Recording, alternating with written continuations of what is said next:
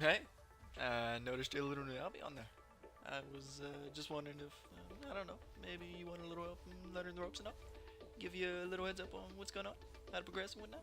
You know, raise a few cats, pinch a few nips. Not no, just the basics, right? So, yeah, yeah, no, no, maybe a little maybe. Alright, cool, cool.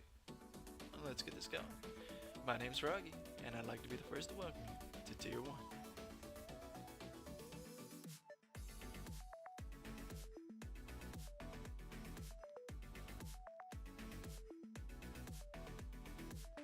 So, the adventure begins rather familiar, as you're stripped of your dignity and left with nothing but a conveniently placed cloth. Good thing it's pretty obvious what you intended to do right off the bat. You know, collect a little bit of wood, stone, a few rabbit's feet, then head on over to the happy bald fella and introduce yourself to some crafting. After that, the only thing you're left to go on is what you can see around you. I mean, yeah, you get a fair introduction to the most common of the crafting skills, though the game leaves out the other 80 or so percent of them as means for you to discover. So if you don't mind, I'd like to do a little bit of spoiling. You can definitely look forward to a bit more complex skills later in the game, such as farming, alchemy, a little bit of breathing, some cooking, quarry mining, and of course my personal favorite, mass murdering. Once you manage to suit yourself up, you'll want to take a few steps up north and meet your first chunk of Albion's economy.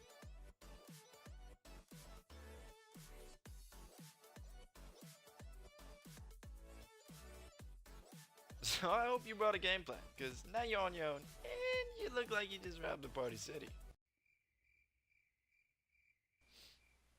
Yeah, that's pretty lame. Right, well, what you just walked into is known as a local town. There's many of them, but this one's a bit easier to maneuver. Now, unfortunately, this broken down version of the others won't feature a few of the existing skills, such as housing, traveling, as well as that claimable territory. Either way, you'll be happy to find nearly every station you'll need for the first few hours in Albion. And I truly do mean hours. There's only 8 tiers of gear at the moment, and things get pretty rough rather quickly. To get a better idea of what I mean, just hit that big K button on your board of keys. Rightfully named as that dim there Destiny board, or more widely known as the reason you quit playing. Yes, it's large, yes, it's wide, and yeah, I was just talking about my PM's collection. So bad it does.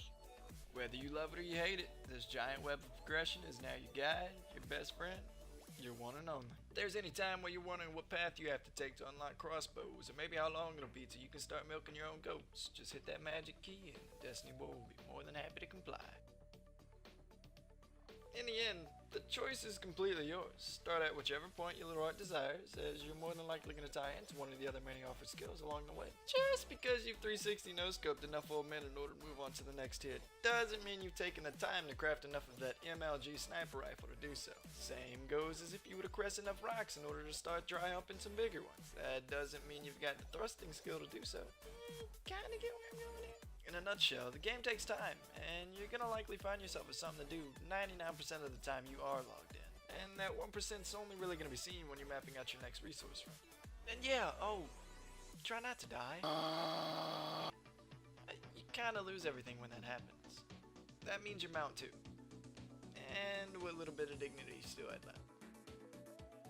Anyways, can't wait to steal all you loot. I mean, can't wait to conquer the vast worlds of Albion with you. Well, that's been a basic rundown of Albion. You know, that fast expanding world that you're about to play in. Take it easy to remember, balls deep before Rice Krispie Treat.